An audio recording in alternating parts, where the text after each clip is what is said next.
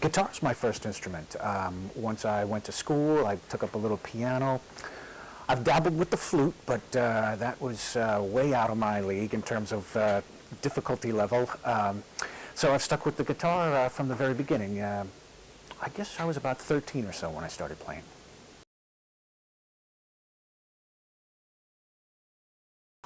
Well, like most guitar-playing kids, I started at the local music store and had some rock and roll kind of guys show me a few chords and learned some Beatles songs and that kind of thing.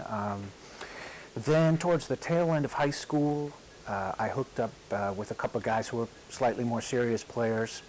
And then from there I went on to the Berklee College of Music. Then I got my master's degree down at the University of Miami.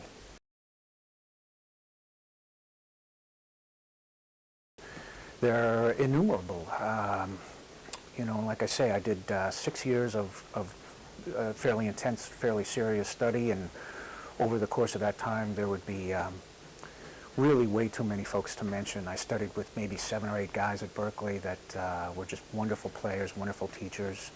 There's a gentleman who I believe is still down at Miami. His name's Randall Dallahan, he's an excellent solo guitarist. That's sort of his specialty, so he helped me out in that area quite a bit. But I mean, it would be a very long list of people that have helped me out along the way.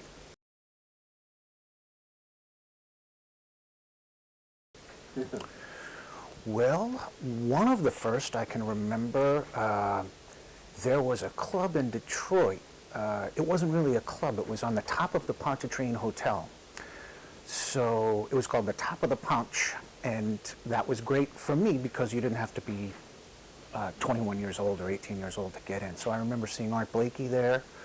That was the addition of the band where the Marsalis brothers were with him, and I remember seeing Stefan Grappelli there with Martin Taylor on guitar, who made a great impression on me. So those would have been a couple of my first, I guess I would have been 12 or 13.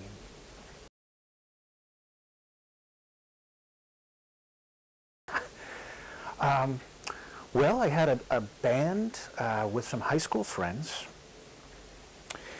The instrumentation was a little unusual. It was a guitar, bass, drums, oboe, and violin. And we did all our original music.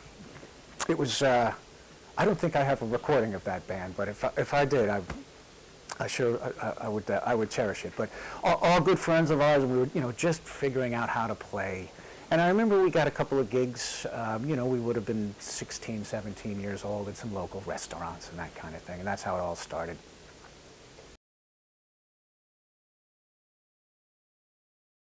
That's another very, very long list right there.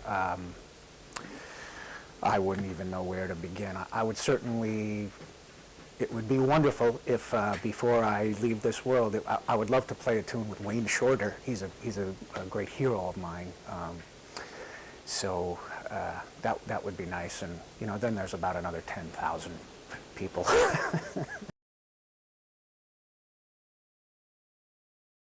Constantly. I'm working with as a sideman, as a freelance player, with a lot of interesting folks right now,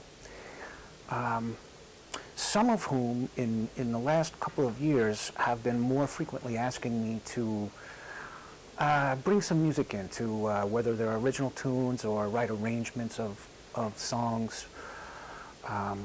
So I've found myself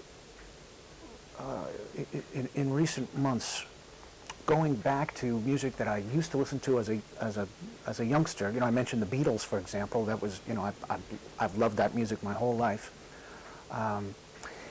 And attempting to sort of reinterpret some of that music, and then, I would bring it to such and such a vocalist, and sometimes they get a big kick out of it and we'll give it a try, and other times it's not the right thing. But